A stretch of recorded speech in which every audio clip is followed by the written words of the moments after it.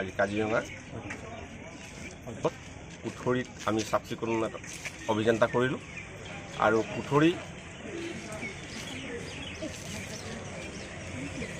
আমি সংগঠন ৰাখিছোঁ সকলোৱে যাতে আগন্তুক দিনটোত যাতে কাজিৰঙা কুঠৰি আমাৰ বুলি এটা নিৰ্দিষ্ট শ্লোগান দিছোঁ সদায় যে চাফ চিকুণ হৈ থাকে সকলোৱে নিজৰ বুলি গাঁওখন চাফ চিকুণ পৰিষ্কাৰ পৰিচ্ছন্নতা কৰি ৰাখি যাতে সকলো সৈতে পৰ্যটক আহিব পৰ্যটকসকলো যাতে কুঠৰিখন যাতে স্বচ্ছ হৈ আছে কালি এটা ভাল বাৰ্তা লৈ যাব পাৰে তাৰ বাবে মই সকলো ৰাইজকে আহ্বান জনাইছোঁ যাতে কুঠৰিখন পৰিষ্কাৰ পৰিচ্ছন্ন কৰি ৰাখে যায়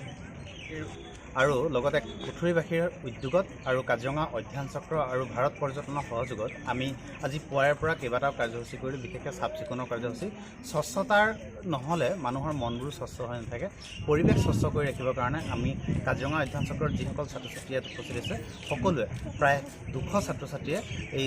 সমগ্ৰ এলেকা চাফা কৰিলোঁ আমি প্ৰথম অৱস্থাত কাজিৰঙাৰ একেবাৰে ভিউ পইণ্ট যিটো এণ্ট্ৰেঞ্চ গেট বুলি কোৱা হয় প্ৰৱেশদ্বাৰ সেয়া হ'লে কাঞ্চনজুৰি এলেকাত আমি চাফ চিকুণ কৰিলোঁ পৰৱৰ্তী সময়ত আমি চাফ চিকুণ কৰিলোঁ কুঠৰি তিনিআলি আৰু কুঠৰি তিনিআলিৰ পাছতে কুঠৰি বজাৰ আৰু তাৰ পাছত আমি বাগৰি এই 3টা পইণ্টত আমি চাফ চিকুণ কৰিলোঁ আৰু আমি আহ্বান জনাইছোঁ কাজিৰঙাখন সুৰক্ষিত কৰি ৰাখিবৰ কাৰণে আমি সকলোৱে ঐক্যবদ্ধভাৱে চাফ চিকুণৰ প্ৰতি গুৰুত্ব দিব লাগিব